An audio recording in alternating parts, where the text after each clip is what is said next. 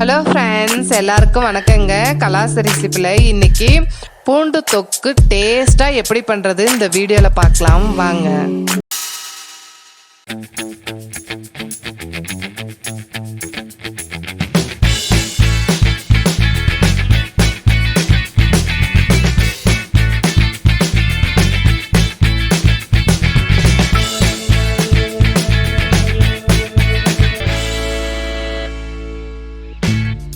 எலுமிச்சப்பழ அளவு புளி எடுத்து தண்ணியில் ஊற போட்டுடலாம்.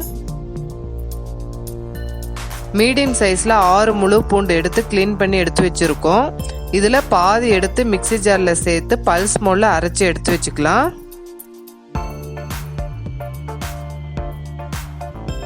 பாருங்க, இந்த மாதிரி ஒன்று குத்தலாம் அரைச்சி எடுத்துக்கோங்க. இது இருக்கட்டும். கடாயில் கொஞ்சம் அதிகமாக நல்லெண்ணெய் சேர்த்துக்கோங்க. இதுக்கு நல்லெண்ணெய் தாங்க நல்லா இருக்கும்.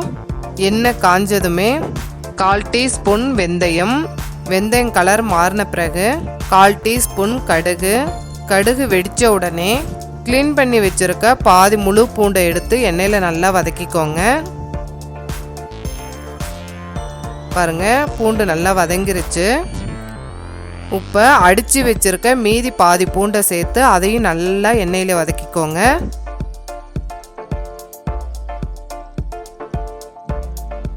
ஓரளவுக்கு வதங்கின உடனே 1/4 டீஸ்பூன் மஞ்சள், 1/4 டீஸ்பூன் மிளகாய்த்தூள், கொஞ்சம் பெருங்காயத்தூள் சேர்த்து நல்லா எண்ணெயிலேயே வதக்கிக்கோங்க.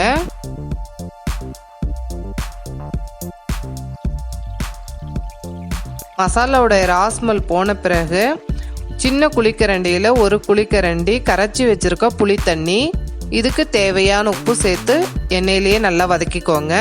புளி தண்ணி கொஞ்சம் கொஞ்சமாக தான் சேர்க்கணும், ஃபுல்லாக ஒரே டைமில் சேர்க்கக்கூடாது.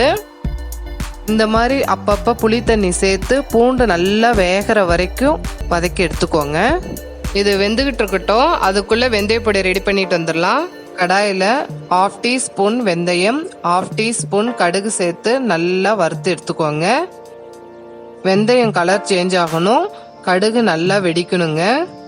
பாருங்க, கலரும் சேஞ்ச் ஆகிடுச்சு, கடுகும் ஃபுல்லாக வெடிக்குது. இதை எடுத்து மிக்சி ஜாரில் சேர்த்து நல்லா பவுட்ரு பண்ணிக்கலாம். ரொம்ப நைஸ் பவுட்ரு வேண்டாங்க, இந்த மாதிரி இருந்தால் போதும். வாங்க, பூண்டு தொக்கு ரெடி ஆயிடுச்சான்னு பார்க்கலாம். பாருங்க, பூண்டு நல்லா வதங்கிருச்சு.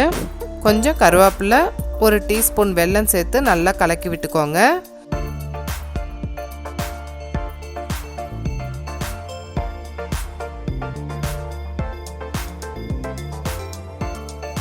வெல்லம் நல்லா கரைஞ்சிருச்சு.